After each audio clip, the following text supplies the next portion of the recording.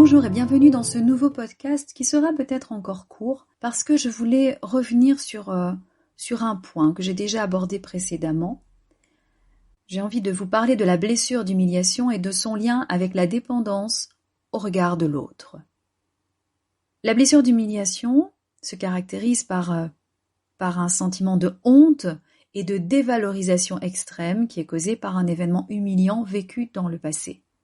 Et cette blessure a des répercussions sur la manière dont nous nous percevons, mais aussi sur notre rapport aux autres. Ainsi, la personne blessée de l'humiliation va être dépendante du regard des autres. Pour se sentir exister, elle aura besoin de l'approbation, de la validation de son entourage pour se sentir aimée et appréciée. Et cette dépendance peut s'expliquer aussi par le fait que la blessure d'humiliation a altéré l'estime de soi de la personne, qui a besoin de la reconnaissance des autres pour se sentir valorisée.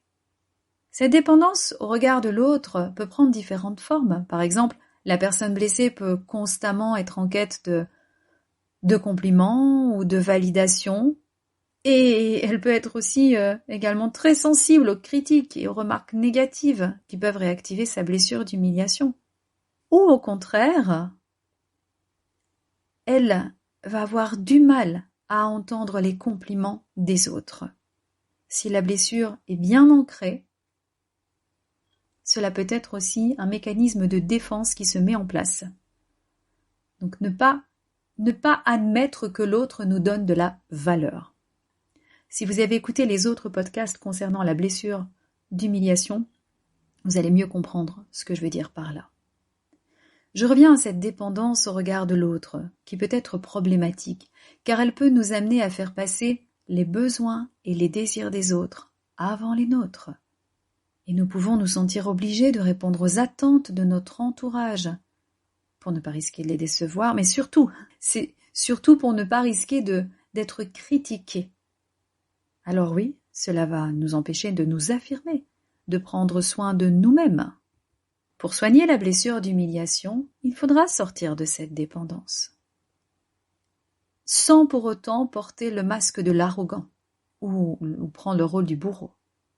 Et je le rappelle ici, il est important de travailler sur l'estime de soi, sur la capacité à nous aimer et à nous valoriser sans avoir besoin de la validation des autres.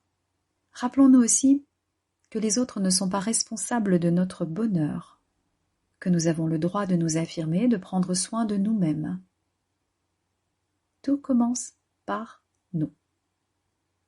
Voilà, il est possible de sortir de cette dépendance, déjà en prenant conscience de celle-ci, et puis apprendre à s'aimer. Ça me semble une évidence, je le répète dans les podcasts, mais la guérison des blessures émotionnelles passe par là, apprendre à s'aimer, à se valoriser.